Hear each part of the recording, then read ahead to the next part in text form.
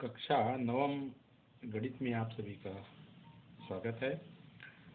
आज हम अध्याय 6 संख्याओं में भी है खेल प्लेइंग विथ नंबर्स के अंतर्गत विभाज्यता नियम की जांच देखते हैं। जैसे आज हम 8 से किसी संख्या की विभाज्यता की जांच कैसे करते हैं वो देखते हैं। ठीक है,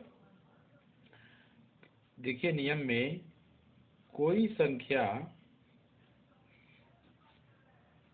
8 से विभाजित होगी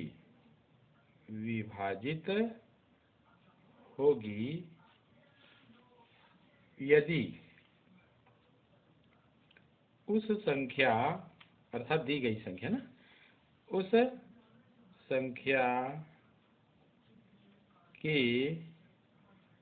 इकाई, दहाई व सैकड़ा स्थानों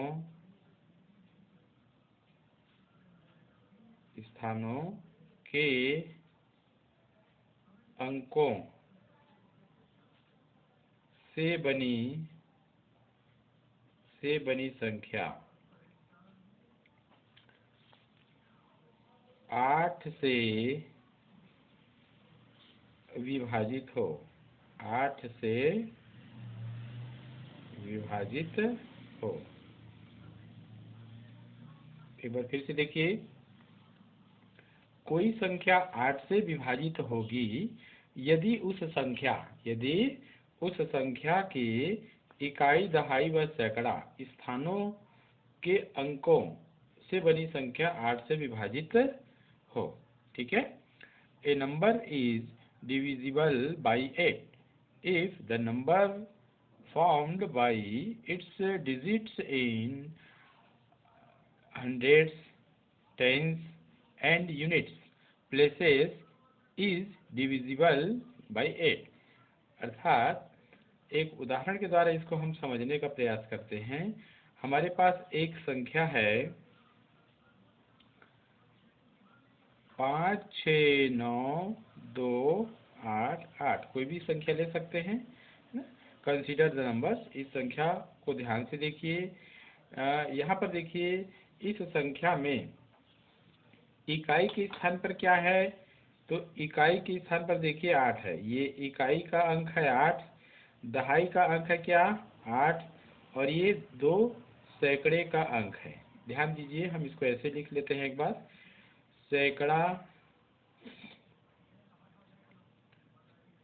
सैकड़े का अंक, और यहाँ पर लिख लीजिए दहाई का अंक,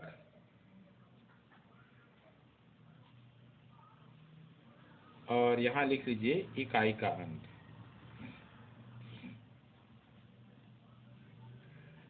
इकाई का अंक यहाँ पर है 8, दहाई का अंक भी है 8, और सैकड़े का अंक है क्या 2।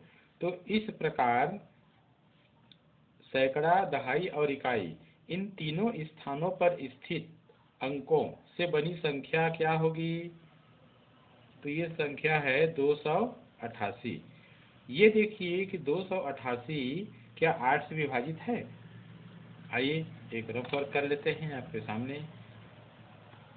ये देखिए 288, 8 दिए 16, 8 दिया 24, ये 4 और ये 8, 8 छक्के 48, देखिए 0। अर्थात यहाँ पर 288 जो है वह 8 से पूरी तरह विभाजित है। ठीक है ना, तो यहाँ लिख दीजिए, चूंकि 288 8 से विभाजित है, अतः दी गई संख्या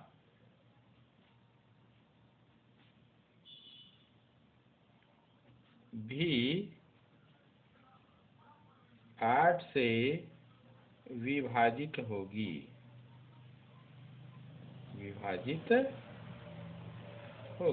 इस प्रकार हम जांच कर सकते हैं। आइए अगले नियम में 11 से विभाज्यता की जांच देखते हैं। किसी संख्या के सम स्थान पर स्थित अंकों के जोड़ व विषम स्थान पर स्थित अंकों के जोड़ में अंतर यदि 11 से विभाज्य है, जो भी अंतर आएगा यदि वह 11 से विभाज्य है अथवा 0 है तो संख्या 11 से भी विभाज्य होगी। A number is divisible by 11 if the difference of the sum of its digits in odd places and the sum of its digits in even places, starting from units place, is either 0 or a multiple of 11। अर्थात दी गई संख्या में हम उसके सम स्थानों पर स्थित अंकों का योग ज्ञात करते हैं और विषम स्थानों पर स्थित अंकों का योग ज्ञात करते हैं, दोनों का अंतर प्राप्त करते हैं। यदि अंतर 11 से विभाज्य है अर्थात 11 का कोई गुणज है अथवा अंतर शून्य प्राप्त होता है तो ऐसी स्थिति में दी गई संख्या 11 से भी विभाज्य होगी। आइए एक उदाहरण द्वारा इसको समझने का प्रयास करते हैं। हमारे सामने एक संख्या लेते हैं, संख्या ले लेते हैं 61809। Consider the number. ठीक है, तो इस संख्या के लिए हमको देखना है, सबसे पहले हमें जानना होगा कि सम स्थान अर्थात इवन प्लेस और ऑड अर्थात यहाँ पर विषम स्थान में स्थित अंक कौन कौन से हैं। तो यहाँ पर दी गई संख्याओं को मैं थोड़ा सा दूरी बनाकर लिखता हूँ। ध्यान दीजिए, यहाँ पर देखिए 9 0 8 1 6। इकाई की ओर से मैं नंबर देता हूँ 1 2 3 4 5। ध्यान दीजिए, ये इस प्रकार से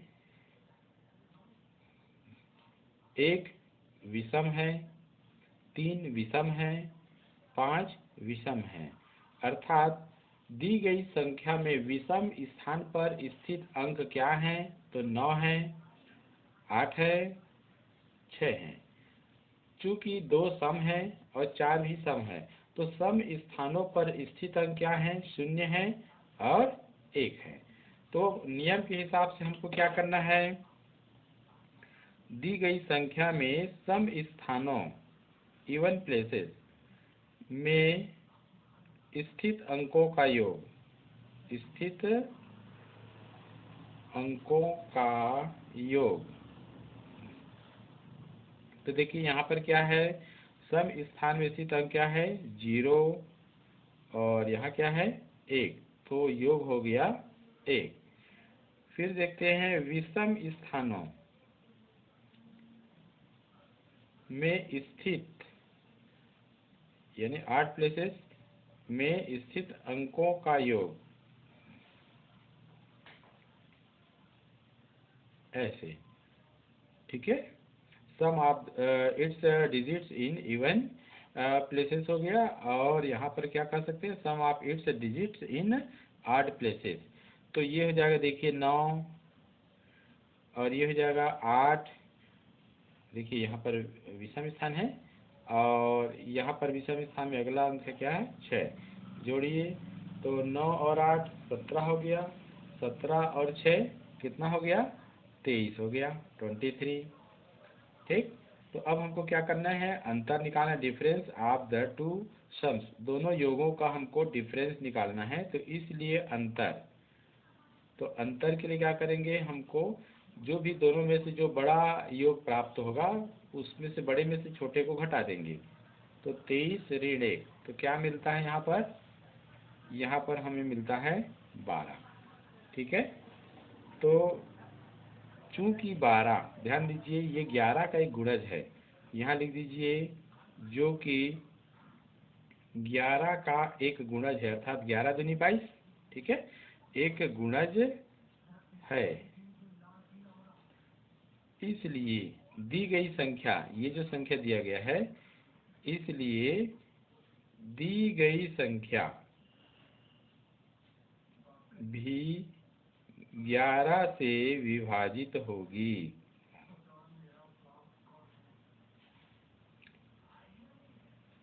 ऐसे, ठीक है। आइए एक दूसरा उदाहरण देखते हैं। संख्या 1 2 4 5 7 5 क्या 11 से विभाज्य है? तो यह संख्या 11 से विभाज्य है या नहीं, इसके लिए आइए जांच करते हैं। तो यहाँ पर सबसे पहले क्या करेंगे, सम विषम स्थान दर्शाने के लिए संख्या को एक बार थोड़ा सा दूरी बनाकर लिख लीजिए। 5 7 5 4 2 1। इकाई की तरफ मैं यहाँ पर नंबर लिखता हूँ 1। एक पहले स्थान में इसका क्या है 5 2 3 4 5 6। ध्यान दीजिए यहाँ पर 1 3 5 ये विषम स्थान है। विषम स्थान पे स्थित अंक कौन कौन सा है? यहाँ पर जैसे 5 है, यहाँ पर क्या है 5 है, और यहाँ पर क्या है 2 है। तो यहाँ पर लिखेंगे विषम स्थानों पर स्थित अंकों का योग, अंकों का योग। आइए योग कर लेते हैं। तो 5 धन यहाँ पर है 5 और यहाँ पर है 2। तो 5 धन 5 10 और 2 12, ठीक है। इसके बाद सम स्थानों पर स्थित अंकों का योग।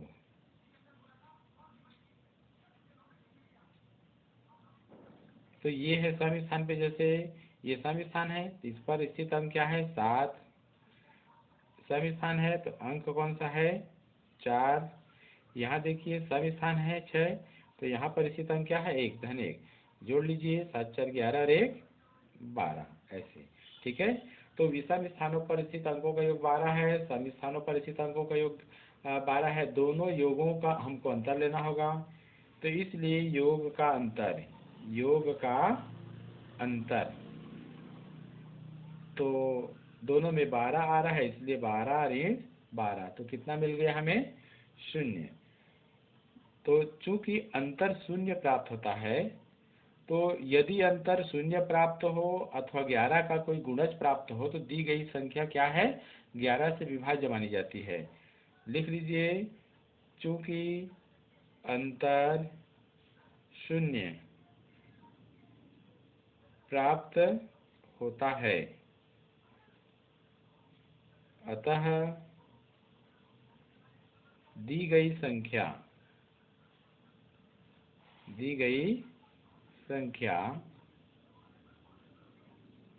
11 से विभाज्य है।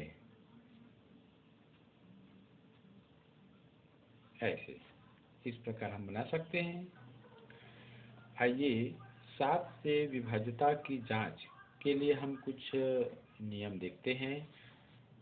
एक संख्या लेते हैं, एक संख्या 3 अंकों वाली लेते हैं हम।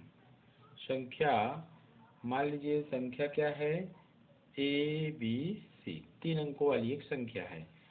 इस संख्या को व्यापक रूप में अर्थात विस्तारित रूप में लिखते हैं।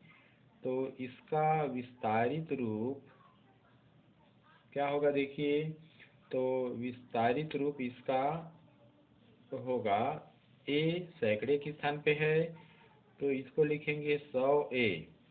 धन B दहाई के स्थान पे है तो इसको लिखेंगे 10B, और C इकाई के स्थान पे है तो इसको लिखेंगे 1C अर्थात C। ध्यान देना है, यहाँ C का गुणांक तो 1 है, B का गुणांक 10 है, A का गुणांक 100 है। तो हम A के गुणांक और B के गुणांक अर्थात दहाई की संख्या और सैकड़े की संख्या में से इस प्रकार इनको हम इस रूप में बदलने का प्रयास करेंगे ताकि ये 7 का गुणज हो जाए। जैसे अभी 100 जो है 7 का गुणज नहीं है, 10 भी 7 का गुणज नहीं है, तो इसको हम इस रूप में लिख सकते हैं। आइए देखते हैं। 100A, ध्यान दीजिए, 100, मैं एक बार प्रश्न यहाँ पर फिर लिख दे रहा हूँ। 100A धन 10B धन C को ऐसे लिखेंगे। 100 में से अगर हम 2 निकाल देते हैं, ठीक है, तो ये हो जाएगा 98A। ये देखिए, ये 7 का गुणज है 98, 7 से ये डिवाइड है होता है, ठीक है। और धन यहाँ पर 2A लिख लीजिए। यहाँ पर देखिए 10 में से अगर हम 3B को अलग कर देते हैं, यानी ठीक है ना, किसको, 3B को, तो यहाँ बच जाएगा 7B और ये हो जाएगा 3B। देखिए ये 7 से विभाजित होता है और ये धन C। तो आइए इसको क्रम इस प्रकार बना लेते हैं। 98A धन 7B धन 2A plus 3B plus C। यहाँ पर 98A धन 7B, इसको देखिए और इसको देखिए, ठीक है। तो हम इस संख्या को इस रूप में लिखते हैं ताकि इसमें से जो गुणनखंड 7 है स्पष्ट दिखे। तो 98 में से 7 को कॉमन निकाल लीजिए, तो 14 सत्ते 98 होता है, तो ये हो गया 14A। इसमें से 7 बाहर आ गया तो क्या बचेगा, B। और इसको हमें ऐसे लिख देना होता है, ठीक है। ध्यान दीजिए, यहाँ पर ये जो संख्या है, ये जो भाग है, यह भाग 7 से पूरी तरह विभाज्य है, ठीक है। क्योंकि इसमें अगर 7 का भाग देंगे तो 7 कैंसिल हो जाएगा, ये भागफल आएगा। परंतु यदि इसे हम 7 से विभाजित कर सकें, तो यदि ये जो भाग है ये अगर 7 से विभाजित हो जाता है, तब दी गई 3 अंकों वाली संख्या भी 7 से विभाजित होगी, ठीक है ना। तो इसको आप ऐसा लिख सकते हैं। यहाँ पर 7 14A धन B, ठीक है, 7 से विभाज्य है, 7 से विभाज्य है। यदि ये वाला भाग 2A धन 3B धन C भी 7 से विभाज्य हो, तो दी गई संख्या, दी गई 3 अंकों की संख्या ना हो, तो दी गई संख्या 7 से विभाजित होगी, 7 से विभाजित होगी, ठीक है। तो इस प्रकार आइए एक उदाहरण देखते हैं। आइए एक उदाहरण देखते हैं। संख्या 672 क्या 7 से विभाज्य है? तो यहाँ पर ध्यान दीजिए, यहाँ पर 672 अर्थात 3 अंकों की संख्या, इसका तुलना इस रूप में हम करेंगे। देखिए इकाई में C है, तो यहाँ इकाई में क्या है, 2, तो C बराबर हो गया 2। B के स्थान पर क्या है, 7 है, तो B बराबर हो गया 7। और देखिए सैकड़े के स्थान पर A है, तो A का मान यहाँ पर क्या है, 6, तो A बराबर 6। तो इसलिए इसको लिखेंगे, इसको एक सूत्र रूप में आप उपयोग कर सकते हैं, बराबर इसमें A, B और C का मान रख करके हम हल करेंगे। तो अगर हल एक ऐसी संख्या मिलती है जो 7 या 7 का गुणज हो, तब हम कहेंगे दी गई संख्या 7 से विभाजित है। आइए देखते हैं। तो 2 गुणित A का मान कितना है, 6, ठीक है, और धन 3 गुणित B का मान है 7, धन C का मान क्या है, 2। आइए हल करते हैं। 6 दूनी 12, 7 या 21 और ये 2, तो इनका योग कीजिए, तो 2 और 1 3, 3 और 2 5, और इसको जोड़ेंगे तो ये हो जाएगा कितना, 3, तो 35। ध्यान दीजिए 35 जो है 7 का एक गुणज है, 7 पंचे 35 होता है। तो यहाँ लिख दीजिए जो कि 7 का एक गुणज है। तो अब कह सकते हैं इसलिए दी गई संख्या क्या 672 भी 7 से विभाजित होगी। 7 से विभाजित होगी।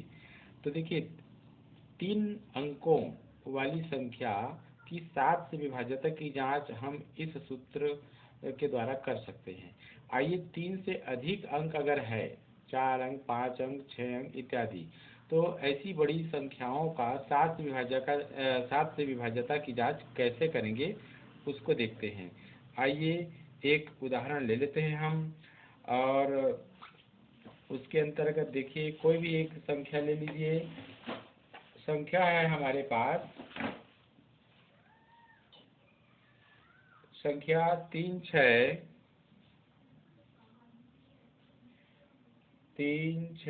4 8 4 7 क्या 7 से विभाज्य है?